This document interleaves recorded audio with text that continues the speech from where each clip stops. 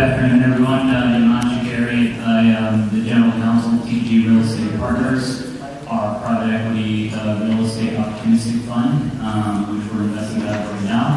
And prior to TPG, I was in private practice at Kirkland & Ellis.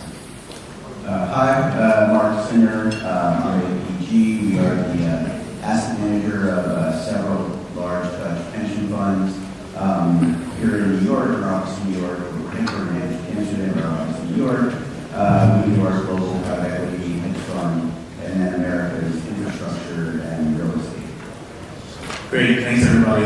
We were talking outside about where we are in the cycle and how the real estate cycle translates into fundraising and what this panel about, which is fund structures. So I think people are generally familiar with the concept of a blind pool investment fund. And I think the first thing we want to talk about a little bit is, and it's great we have Mark from an investor perspective and then to GP side, to what extent are you veering from the blind pool investment fund structure and looking at co-invest or direct investments? Mark, why don't we start with you and then we'll come in. Sure. At APG, we put together a fairly substantial team on the real estate side. And we initially, probably 10 years ago, were doing only funds, and then we determined to move to the direct investing model.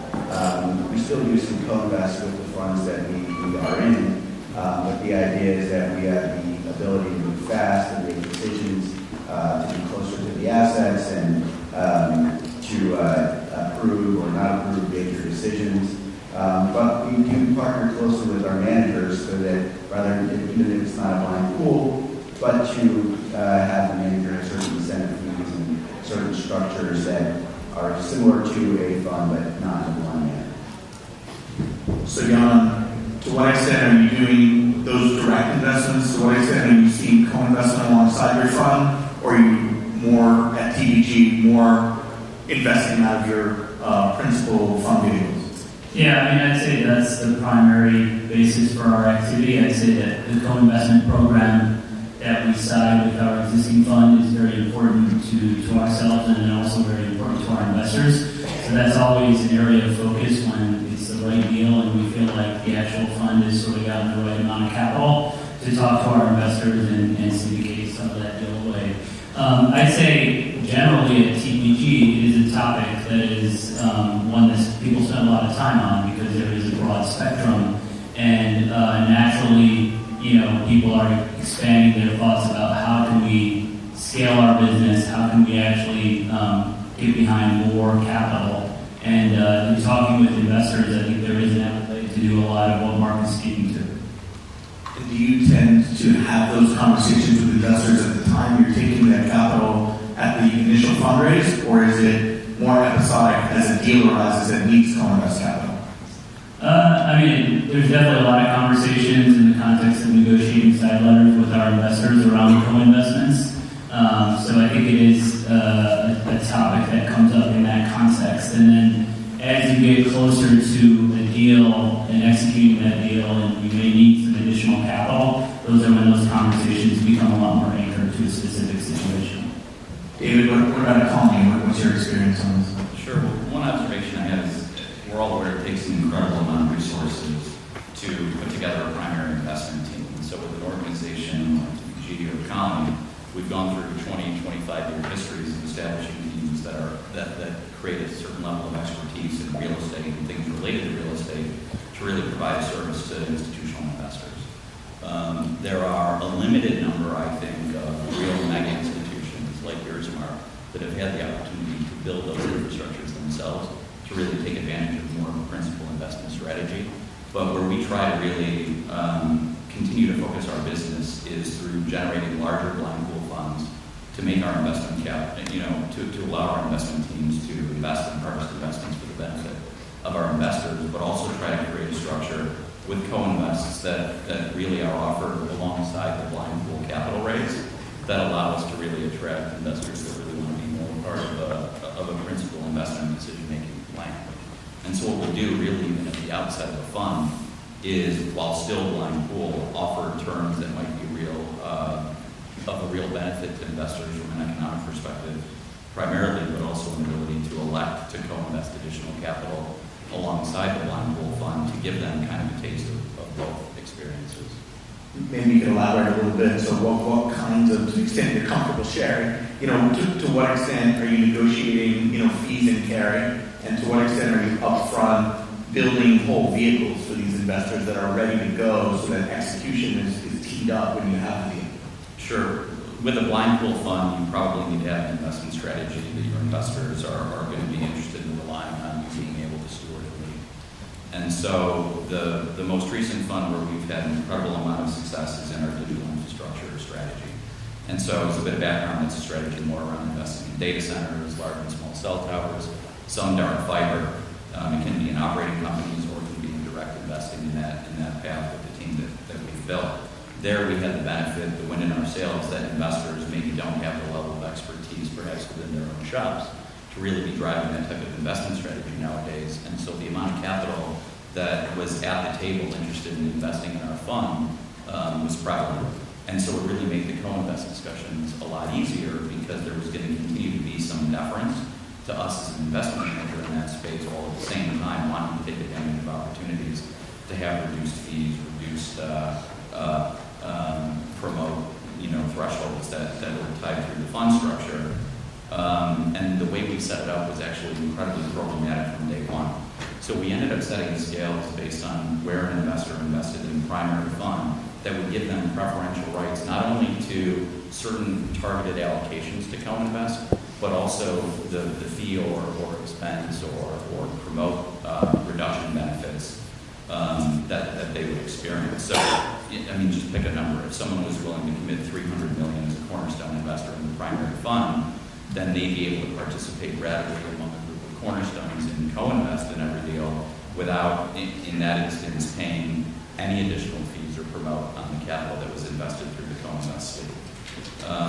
And then you just adjust toggles accordingly. If you're between 100 and 200, maybe you get half and half promote and so forth. But it was a way of really generating, to speak to the success of the fund, and it's been publicly announced, we've raised over $4 billion in about 6 months in the primary fund alone. And it really has been an engine for growth because that fund invested in a company called Zaya recently that required another $4 or $5 billion to co-invest on top of it to close that deal. And by at least setting the framework ahead of time, and that's something I'd recommend you can do with one of the fund managers that are here, it really expedited, to your question on timing, the ability to bring the co-invest together in a timely manner to execute that particular deal.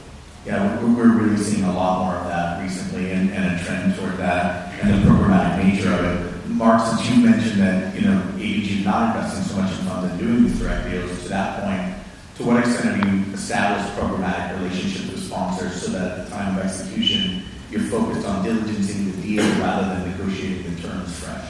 Well, I think that's part of the strategy of moving into a club or JV type structure where maybe there are seed assets that you buy into on day one and then you're able to underwrite new acquisitions in that particular space. But one of the things I would speak to, what David was saying is, I think from the JV structure, we're able to isolate certain assets and pay fees according to that asset as for potential where the IRR for that specific asset would be underwritten.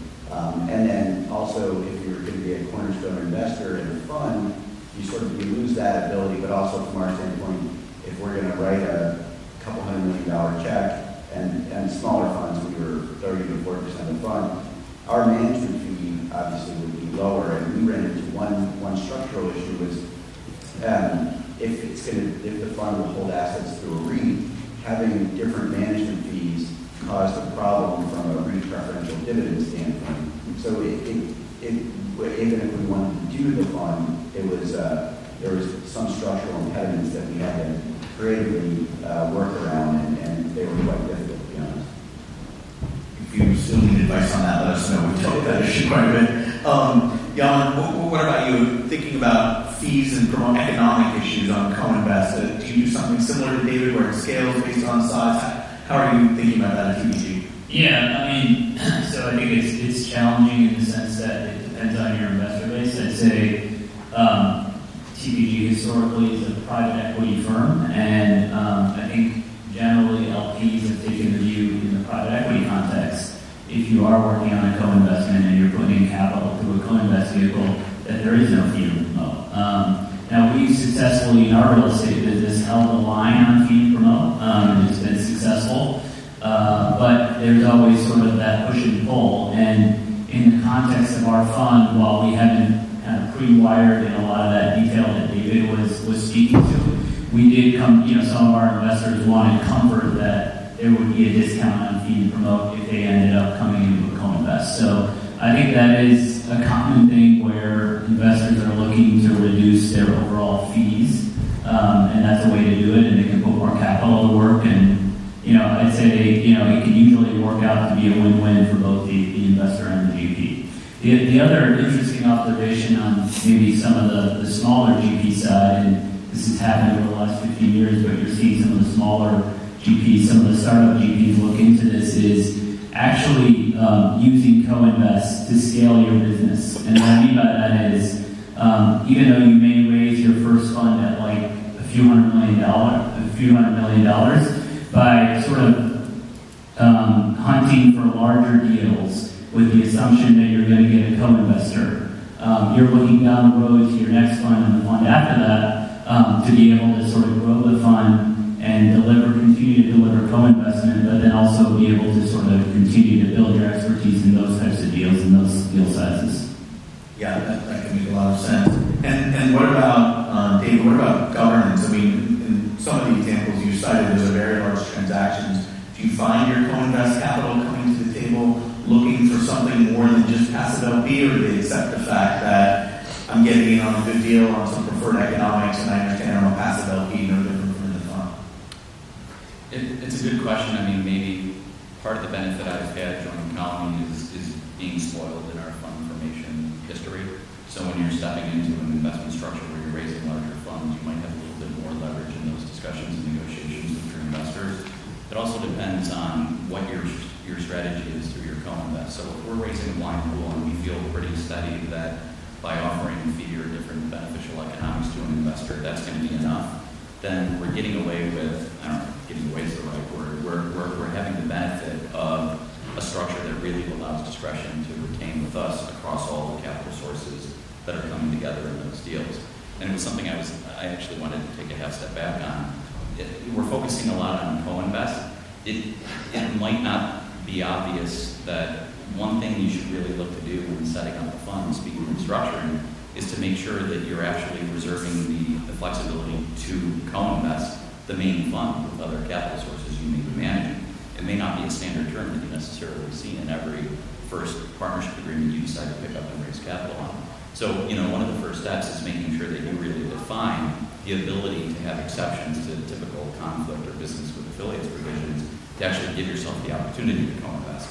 Then how do you go about doing that? To answer your question, is we build in certain co-investment principles, which I kind of call the three musketeers, all for one and one for all. So it kind of highlights that in the permissions we have to co-invest, that you're investing at the same time, that you're leaving at the same time, there are no preferences in distribution or management between the vehicles, so that at least you're giving your primary fund investors, and ultimately the particular co-investors you may see later, some level of comfort that while you're wearing a different one vehicle or another, you really are making decisions that are for everybody as a collective unit.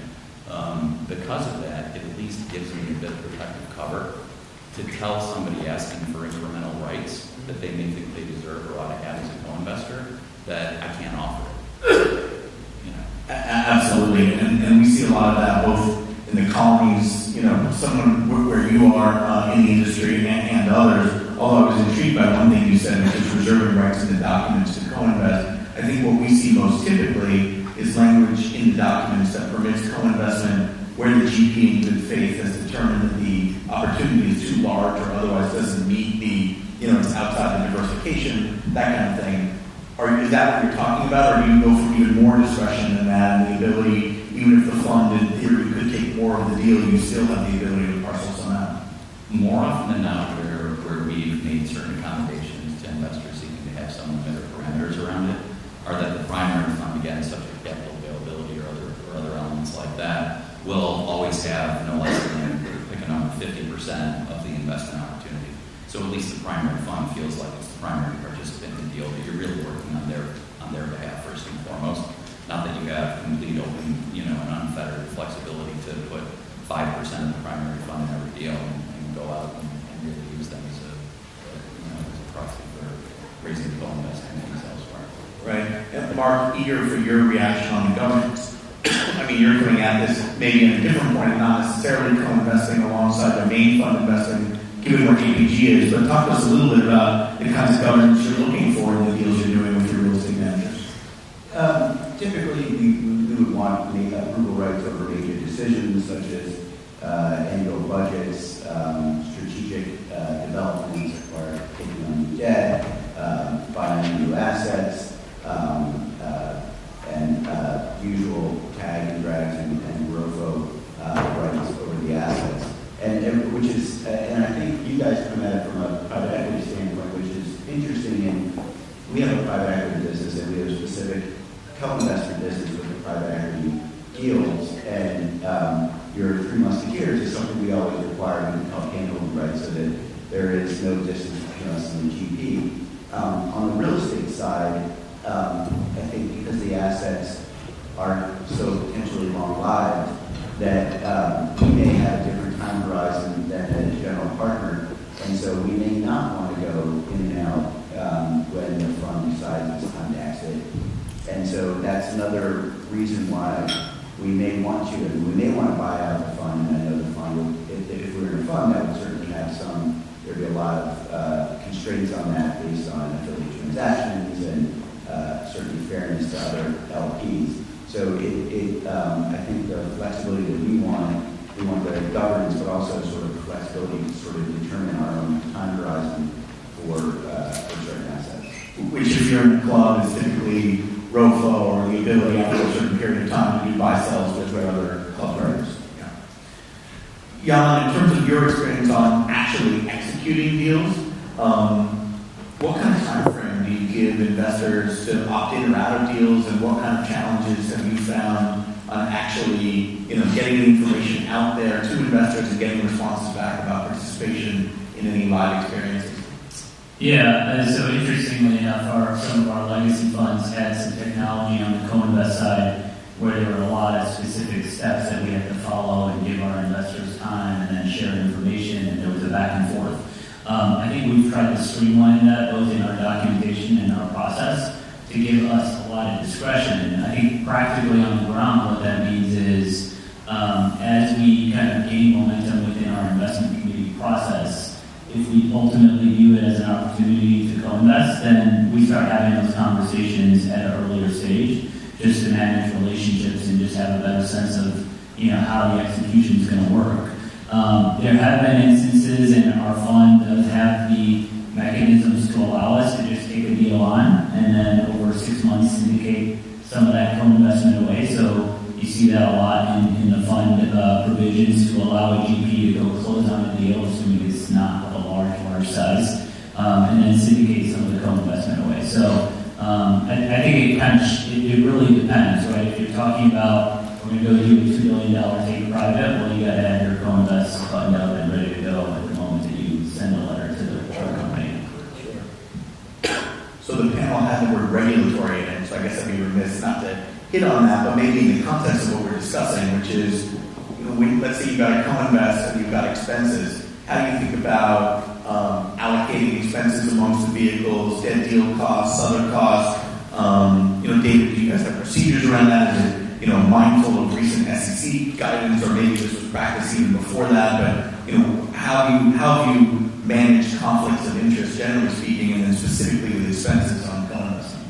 Sure. I think for tenured RIAs, you probably have the benefit of really adapting your business in a way that meets recent guidance about enhanced transparency and disclosure about allocation principles and the like. I mean, where we've decided to find our fund documents is maybe a more enhanced disclosure about expenses that you can charge back to the fund. And so I've seen even just the term sheets in our PPM, no less the partnership agreement, expand to like 2 pages worth of expense disclosure. As it relates to fee disclosure and allocations across our vehicles, though, I think things have been pretty buttoned up, so maybe spoiled in that respect. But for those that this may sound, somewhat new to, I would strongly recommend you reach out to your council, maybe partly a plug for Josh here, because you're going to be protected being more conservative and being more thoughtful about disclosure.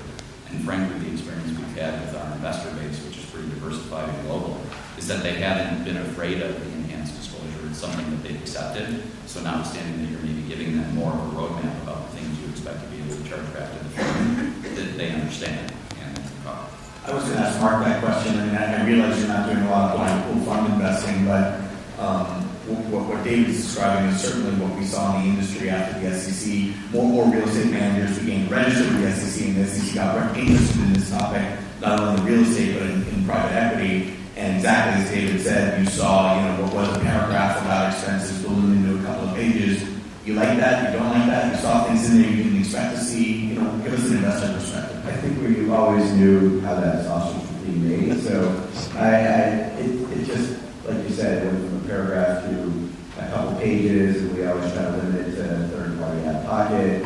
And depending on, and I'm talking more on our other investments in other alternative spaces, you have more and less success from our standpoint in constraining the expenses that are passed through to the investors, to the fund. And compared to certain managers, they're not really, or we're not worried they're going to keep the lights on when they're managing hundreds of billion. I would, interesting from in our co-invest space, which I do a lot of work, the expenses, it's an interesting problem in that we see that the manager is hesitant to allocate expenses of the co-invest vehicle to the main fund. Our theory always was, well, the main fund can't do the deal without the co-invest capital coming in. And then we just have certain issues that we don't even think of, such as when our investment committee approves a co-invest, they approve $100 million or whatever, and expenses of a co-invest vehicle that will last 5 years, however long. You can't really cap those, but we need a cap from just a internal regulatory standpoint. And so oftentimes we'll put some crazy number in there, whereas before we never even had to think about it. Just all the expenses would be borne by the fund or the portfolio company or what have you. Right. Yama, what about you? Same experience on expense disclosure, and what about the conflicts? How do you think about conflicts when you do have co-invest? Yeah, so we don't have a dedicated co-invest vehicle where co-investors have a right, X dollars. It's not so programmatic. So naturally, if you're an LP and you're looking to co-invest, you're going to be less willing to take on dead deal costs. And so we have a lot of disclosure, similar to what David has spoken to, around the fact that our fund is hunting for deals, and sometimes those deals require co-invest, but we can't always allocate those dead deal expenses and over to the fund because we don't have a committed co-investor. I have run into kind of what Mark is speaking to, which is, thinking about the life of the investment, the possibilities of follow-on capital, and therefore what is the capital commitment that a co-investor is going to provide. And then you have this element of expenses, which is always hard to project, right? It depends on when you exit and wind down the structure and whatnot. So it's kind of one of those situations where you're trying to project, but it's a pretty easy picture. And so I'm sure, years down the road, we'll have to look back and figure out if we did it the right way. An interesting element I wanted to touch upon is where you end up having dead deal expenses. Because you don't really want to see one vehicle or another become a subsidy for another set of investors. And so one of the ways we look to really address that type of conflict that can arise is through a centralized allocation committee that really is a go-to resource for identifying when our diligent or when our investment management teams are targeting deals, the most suitable one or more vehicles for a particular deal as early on in the process as possible, so that if the deal ends up not coming to fruition at the finish line, then we've at least very early on sought to really do away with any cherry picking that could happen at the tail end of the process, parking an expense in one or another vehicle that may continue to benefit a manager. Whether it's the transparency around expenses or those efforts, a lot of the changes we've looked to really make or enhancements that we've looked to build into our processes are about improving the communication and disclosure between us and our investors.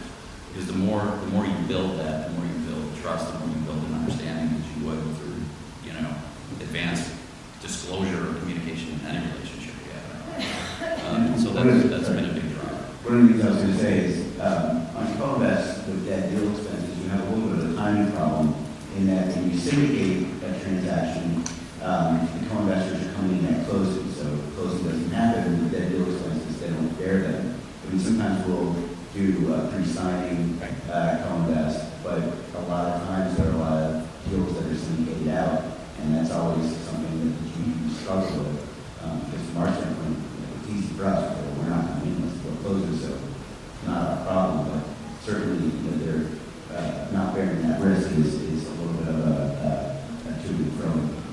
Yeah, we've seen where GPs have the kind of process that was described where investors put their hand up and have a certain amount of data that if you at least give preliminary approval on a deal, that it carries with that sharing of debt deal expenses. So I think we were going to talk a little bit about subscription lines, but I also had the 5-minute warning, I think. So I guess maybe rather than change topics completely, we could see if we have any questions on what we've been talking about so far. And if not, we'll continue for a couple minutes. You all have cookies you're supposed to be away, right? Okay. Mark, we were talking about using subscription lines a little bit, shifting gears. To what extent are you seeing that? Do you like, as an investor, you like seeing it, you don't like seeing it? Well, what's your experience on Sublime? Well, from our standpoint, we're not an IRR investor, so we are not terribly in favor of long-term subscription lines. And we oftentimes we will put in the fund documents that the manager has 180 days to call the capital, and for the subscription line, it can be longer than 180 days, it can be 12 months, or we'll have the IRR based on the date of the closing of the deal. They can keep the money out in the subline however long they want, but the IRR is actually based on the practice based on when the deal closes. One of the concerns we have, and our business people speak about this a fair amount, is the latent risk in the system of sublines. This is more, I think, in the private equity world, but I think our guys have calculated across the 60 private equity funds we have, there's something like $5 billion of subline capital out there at any time, and or that's our share, rather. So based on our investments, we could fund that on 10 days' notice. It's not a problem. We have $500 billion of pension assets at our disposal. But the query is whether some of the fund of funds or investors that don't have ready access to capital are managing their capital contributions on a deal-by-deal basis. Were those sublines to be called simultaneously, that's a risk they face and something that would concern us, because obviously that would, if the fund were to say to LPs, or LPs were to say to the fund rather, don't call my capital and constrain at this moment, that would obviously impair deals we would want to do and potentially put our capital at risk. Got it. Well, I got the end time signal, so I want to thank the panelists very much. I think that'll be it for the discussion.